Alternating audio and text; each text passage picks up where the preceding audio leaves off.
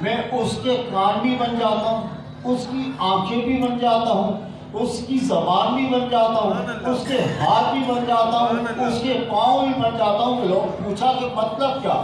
کہ مطلب یہ ہے کہ جس سے میں محبت کرتا ہوں بولتا وہ ہے, زبان میری ہوتی ہے, سبحان اللہ سبحان اللہ دیکھتا وہ ہے, آنکھیں میری ہوتی ہیں, سبحان اللہ پکڑتا وہ ہے لیکن اس میں طاقت میں ڈالتا ہوں, سبحان اللہ. چلتا وہ ہے, اس کے اندر جو ہے قوت میں عطا کرتا ہوں. سبحان میں اللہ. جس سے محبت کرتا ہوں یاد رکھو کہ اس طرح کرتا ہوں کہ ہم, اور پھر اس کے بعد جبریل کو بلاتا ہے کہ جبریل ایک بات اور سنو کہ زمین والوں کو بھی کہہ دو کہ وہ بھی اس سے محبت کریں.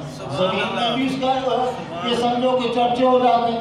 حضرت امام حسین رضی اللہ تعالیٰ عنہ مدینے میں آئے تو ہلکی بارش ہوئی تھی, گھوڑے سے جیسے ہی اترے تو آپ کا پاؤں ایک کھڈے میں کیچڑ میں گر گیا, پھنس گیا ذرا سا, آپ نکلے باہر تو حضرت ابو ہریرہ بوڑھے ہو چکے تھے, نئی پگڑی بنی ہوئی تھی, آئے آپ کے جوتے صاف کرنے لگے, پاؤں صاف کرنے لگے.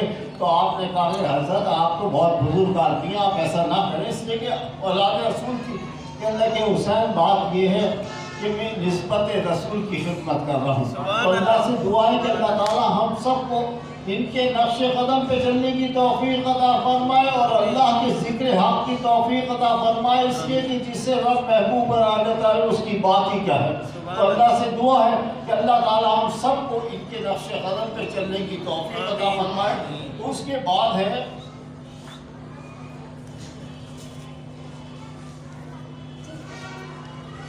تاجر کا ایمان افروز واقعہ. ایک دن نبی پاک کے پاس ابن سنے نے, وہاں جگہ ہے اپنے عرب کے اندر, وہاں سے ایک شخص آیا اور آ کے مسلمان ہو گیا. تو حضور نے اس سے پوچھا بھائی تو کیا کرتا ہے, تیرا ذریعہ آمدنی کیا ہے؟ کہا سرکار میں بہت غریب آدمی ہوں, میرے قبیلے میں 3,000 لوگ ہیں لیکن سب میں زیادہ غریب نہیں ہوں. تو آپ نے اسی کو حکم دیا کہ بھائی اس کی مدد کرو. حضرت سعد عبادہ نے کہا کہ میری اونٹنی کھڑی ہے, وہ آپ لے لو. حضرت علی کرم اللہ وجہ اٹھے, نہیں اپنے صافہ جسے کہتے ہیں امامہ کہتے ہیں, امامہ لے کے آئے تھے, کہا کہ بھائی یہ تیری نظر. اس کے بعد آپ نے سلمان فارسی کو کہا کہ سلمان فارسی اس کی کچھ مدد کرو. اس نے کہا سرکار کہ میں بھوکا ہوا ہوں, میں نے کھانا 3-4 دن سے نہیں کھایا. آپ نے ان سے کہا کہ سلمان فارسی آپ باہر نکلو, جس کا بھی گھر ہے کھٹکاؤ, جہاں کھانا ہو گیا.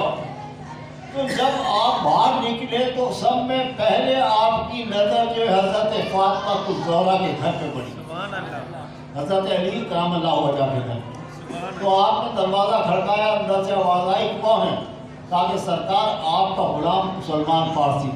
آپ نے کہا کہ عبادہ نے یہ دیا, حضرت علی نے اپنا جو امامہ دے دیا. اگر کوئی اور خاتون ہوتی تو وہ کہتی کہ بھائی جب میرے شوہر نے دے دیا تو میرا کیا تعلق, ہمارے گھر سے تو چلا گیا, لیکن بات نبی کی تھی, یہ بہت سمجھنے والی ہے. تو آپ نے کہا کہ ایسا ہے, مجھے یہ بتا کہ میرے متعلق کیا حکم ہے. کہا کہ سرکار کے بھوکا ہے, کھانا لاتے, کہہ رہے کہ کھانا بہت. کہا یہ بہن یہ بتاؤ کہ آپ نے پکایا کیا ہے. کہا کہ بھائی بات یہ کہ حضرت امام حسن اور حسین نے تو 3 دن سے کھانا نہیں کھایا, لیکن رزق بہت ہے, اللہ کا شکر دے کہ بہت ہے. ایسا کر یہ میرا کمبل لے جائے, اپنے یہودی ہے اپنے شمول, اس کے پاس لے جا, وہ یہ چیزیں لیتا ہے, گندم بھی دیتا ہے, اناج بھی دیتا ہے, سرکہ بھی دیتا ہے, پیسے بھی دیتا ہے. یہ تو جا کے اس کو دے دے اور لیا پیسی, ابھی وہ خدمت کر دیتی ہوں. تو ذرا سی دیر ہوئی, آپ نے کہا میرا حکم ہے فوراً جا. آپ جب وہاں گئے آپ نے اس کو کمبل دیا, اس نے دیکھا, دیکھنے کے بعد اس نے پوچھا کہ یہ کمبل کے اندر تو خوشبو عجیب طرح کی ہے, یہ ہے کس کا کمبل؟ کہا کہ حضرت علی کرم اللہ وجہ کے گھرانے سے آیا ہے. تو اس نے اس کو چوما اور کہا کہ بھائی بات یہ کہ آج صبح کے وقت جب میں آ رہا تھا تو میں توریت پڑھ رہا تھا. توریت میں نے پڑھا کہ ایک امت آخری نبی زمان کی ایسی آئے گی کہ اس کے جو اقربا ہوں گے اپنے پیٹوں میں پتھر باندھ لیں گے, لیکن کسی غریب کو اپنے گھر سے خالی نہیں جان دیں گے. بھائی یہ کمبل بھی لے جا, یہ اجناس بھی لے جا، یہ آٹا بھی لے جا، یہ گندم بھی لے جا، اور میں لا الہ الا اللہ محمد رسول اللہ پڑھ کے مسلمان ہو جاؤں۔ سبحان اللہ، کی بات سبحان ہے۔ اللہ۔ تو جب آپ آئے تو اس کے بعد یہ سمجھیں کہ یہ میری نبی کی طاقت ہے، تو اللہ سے دعا ہے کہ اللہ تعالی ہم سب کو حضور اکرم صلی اللہ علیہ وسلم کی سچی محبت عطا فرمائے۔ موت کے قریب آنے کی نشانی، حضرت یعقوب علیہ السلام اللہ کے نبی تھے اور آپ کی ملک الموت سے دوستی ہو گئی۔ جب دوستی ہو گئی تو آپ نے اس سے کہا کہ بھائی ایسا ہے کہ ناگہانی آفت سے مجھے موت سے میرے لیے مت لے کے آنا، پہلے مجھے اطلاع کرنا، اس کے بعد تم آنا، اس لیے کہ حضور اکرم صلی اللہ علیہ وسلم نے بھی ناگہانی موت سے پناہ مانگی ہے۔ تو اس نے کہا کہ سرکار آپ فکر نہ کریں، میں آپ کو کے پاس قاصد بھیج دوں گا اور اس کے بعد آ جاؤں گا۔ کہنے کہ ٹھیک ہے، کہا کہ قاصد ضرور بھیجنا، میں بالکل بھیجوں گا۔ سال گزر گیا، 2 سال گزر گئے، 3 سال، جب 4تھا سال آیا تو حضرت اسرائیل آ کے کھڑے ہو گئے۔ جب آ کے کھڑے ہو گئے تو کہا بھائی تمہارا آنا کیسے ہوا؟ کہنے کہ سرکار میں تو آپ کو لینے آیا ہوں، میں ملک الموت ہوں، میں کیسے جا سکتا ہوں؟ کہا کہ تم نے میرے پاس قاصد نہیں بھیجے؟ کہنے کہ سرکار میں نے قاصد نہیں بھیجے، لیکن آپ نے سمجھا نہیں، میں تو قاصد بھیجے، جب آپ سے میں نے وعدہ کر لیا تو میں نے قاصد بھیجے۔ کہنے کہ کون سے بھیجے بتاؤ؟ کہنے کہ آپ روزانہ لوگوں کو دفن کر کے آ رہے تھے، تو کیا یہ نہیں سوچتے کہ میں نے بھی دفن ہونا؟ سبحان اللہ، سبحان اللہ۔ آپ کے جب جسم کے اندر کمزوری آئی، اس کے بعد لرزہ آ گیا، آنکھیں کمزور ہو گئی، ٹھوکریں لگنے لگی، طاقت رہی نہیں، اور داڑھی کے بال سفید ہو گئے، تو اب یہ سمجھیں کہ جب میں نے 4-5 قاصد بھیج دیے تو اب اس قاصد کی ضرورت تھی، اب میں آگے ہوں، اب آپ چلنے کے لیے تیار ہو جائیں۔ اسی وقت روح قبض کی اور انا للہ و انا الیہ راجعون ہو گیا۔ تو یہ بات ہے کہ اللہ تعالیٰ سے دعا ہے کہ اللہ تعالیٰ ہم سب کو موت کی تیاری کی توفیق عطا فرمائے۔ اب ہے حضرت عمر بن خطاب اور ایک بڑھیا۔ حضرت عمر بن خطاب کا زمانہ تھا، آپ امیر المومنین تھے، تو آپ کا کام یہ تھا کہ دن کے اندر جو آپ کا ہیڈ کوارٹر ہوتا تھا یا بیٹھنے کی جگہ ہوتی تھی امیر المومنین کی، وہ مسجد کی چٹائی ہوتی تھی مسجد نبی کی، وہیں سے آپ تمام حکومت کے کام انجام دیتے، اور جب رات کے اندھیرے ہو جاتے تو آپ گشت کے لیے نکل جاتے مدینے۔ ایک دن آپ نکلے تو دیکھا کہ گھر سے بچوں کی بہت بلک کے رونے کی آواز آ رہی۔ آپ نے دروازہ کھڑکایا، خاتون باہر نکلی، کہا کہ بہن یہ بتا کہ بچے کیوں رو رہے ہیں؟ کہہ رہے ہیں کہ کیوں رو رہا ہے؟ کہنے لگی کہ میں عمر کو رو رہی ہوں، بچے تو رو رہے ہیں لیکن میں عمر کو رو رہی ہوں۔ کہا بھائی مسئلہ کیا ہے؟ کہا میں اپنے بچوں کو 3 دن سے پانی ڈال کے پتھر ڈالتی ہوں اور انہیں بہلاتی ہوں، رات کو بلک بلک کے سو جاتے ہیں، لیکن یہ عمر اللہ اس کو اب جو کچھ اس نے کہا۔ آپ عمر جیسا آدمی جو دل اس وقت رونے لگا، اسی وقت بیت المال میں گئے، آٹے کی بوری اٹھائی، گھی اٹھایا، ہر چیز لے کے وہاں نکلنے لگے، تو آپ کا خادم تھا اسلم، اس نے کہا کہ سر امیر المومنین میں اٹھا دیتا ہوں، تو کہنے لگے یہ بتا کہ قیامت میں میرا گوشت تو اٹھائے گا یا میں اٹھاؤں گا؟ کہنے لگے سرکار آپ ہی اٹھائیں گے، تو آپ نے کہا مجھے لے جانے دے۔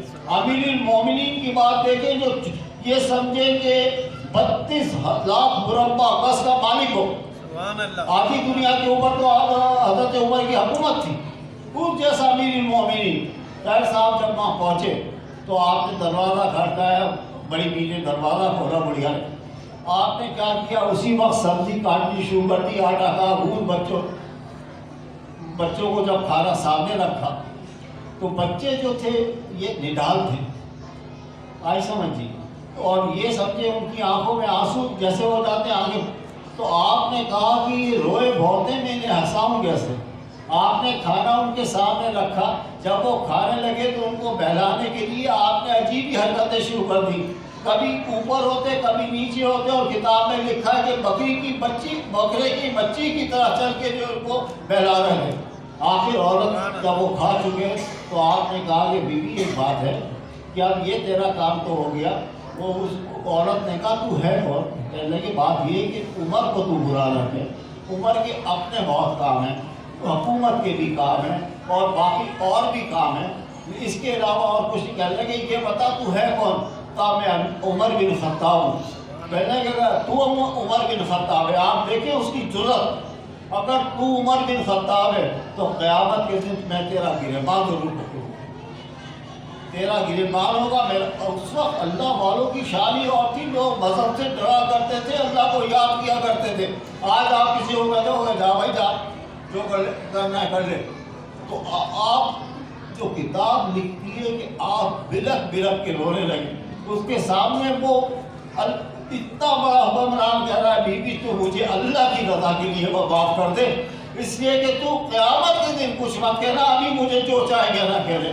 تو اس نے کہا کہ بھائی بات یہ ہے کہ میں تیرا وظیفہ بھی مقرر کرتا ہوں، اور یروشلم کا اس کے بعد آپ نے فتح کیا، تو جب فتح کیا تو حضرت عمر بن خطاب کا جو وہ اپنے نوکر تھا یا اس کا ملازم کہہ لیں یا غلام کہہ لیں، تو اس نے کہا کہ سرکار ایک ہی اونٹے تھوڑی دور میں بیٹھوں گا، تھوڑی دیر آپ بیٹھیں تاکہ دونوں تھک نہ سکیں۔ جب یروشلم کے پاس بیٹھے تو غلام کی باری تھی، غلام نے کہا کہ سرکار ایسا ہے کہ میں اتر جاتا ہوں، نہیں تو لوگ کیا کہیں گے کہ اتنی بڑی حکمران جو ہے وہ پیدا رہا ہے نکیل پکڑ کے۔ آپ نے کہا نہیں تیری باری ہے، تو ہی بیٹھ رہے۔ تو وہاں کے لوگ جو تھے وہ دیکھ کے اسے کہنے لگے بھائی یہ کالا پیلا اس کے جو لوگ ہونٹ اتنے نکلے میں، یہ تمہارا امیر ہے؟ تو حضرت عبید نے کہا کہ بھائی یہ ہمارا امیر نہیں ہے، ہمارا امیر تو یہ ہے جو نکیل پکڑ کے آ رہا ہے اور یہ اس کی شان ہے۔ تو اللہ سے دعا ہے کہ اللہ تعالیٰ ہم سب کو ان کے نقش قدم پہ چلنے کی توفیق عطا فرمائے، اس لیے کہ ہمارا حال تو یہ کہ اگر ایک کاؤنسلر بھی ہو تو ہم اس کے دروازے کیا آفس کے اندر نہیں گھس سکتے بغیر پرمیشن، وہ آپ کی بے عزتی کر دے گا 2 منٹ میں، بیگم یہاں جاؤ بیٹھا ہو، اندر غصے کی ضرورت نہیں۔ اور اتنا بڑا حکمران، تو بھائی یہ وہ لوگ تھے جنہوں نے اسلام کے نام کو روشن کیا۔ تو اللہ سے دعا ہے کہ اللہ تعالی ہم سب کو ان کے نقش قدم پہ چلنے کی توفیق عطا فرمائے۔ اس کے بعد ہے دنیا میں فقیری۔ محدث ابن جوزی ایک بزرگ کا واقعہ لکھتے ہیں کہ میرے گھر میں بڑی سبق، اس کو سنیے گا، کہ میرے گھر میں ایک کام نکل آیا۔ یقینی بات ہے جب کام نکل آتا تو 1 کے 10 نکلتے، تو میں مزدوروں کو ڈھونڈنے گیا۔ یقینی بات ہے جیسے لیاقت مارکیٹ میں اور جگہ پہ بیٹھے ہوتے ہیں، اس کے اوپر فٹ پاتھ کے اوپر اپنے بیلچے رکھ کے پھاوڑے رکھ کے کہ جو آئے گا ہمیں لے جائے گا۔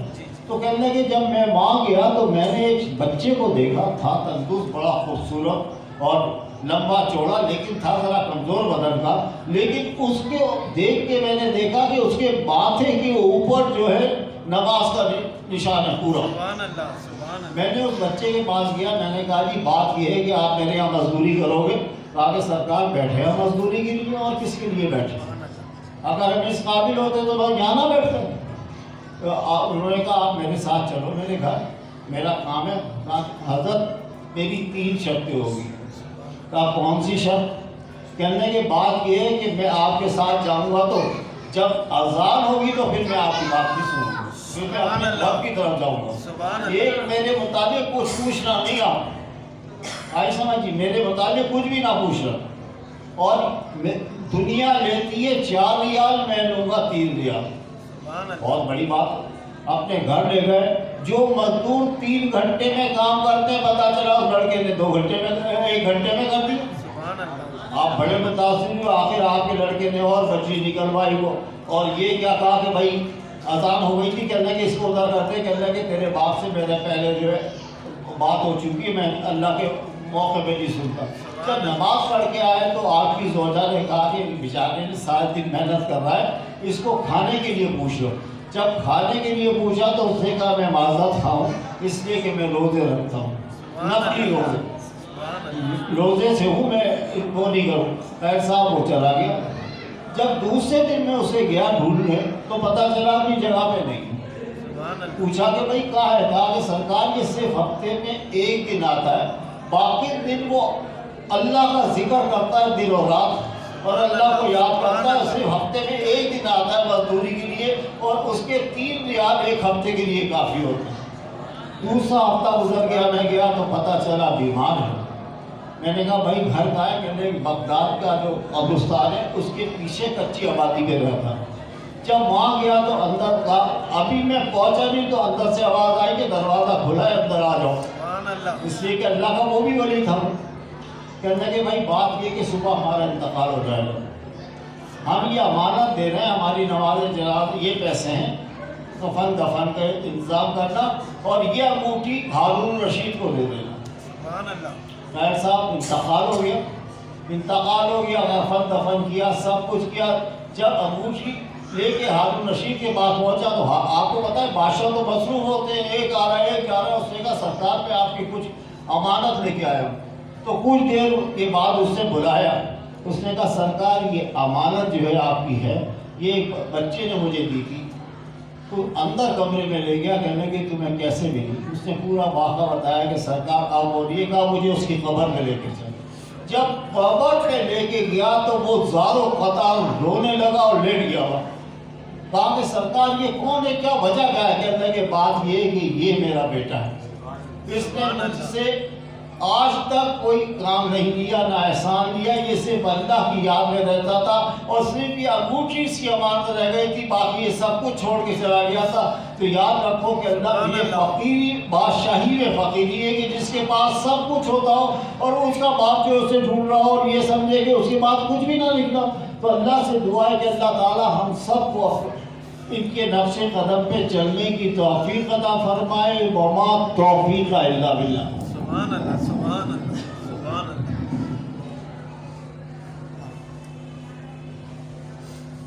सुभान अल्लाह। तमाम हज़रात मेरे साथ मिलके पढ़े।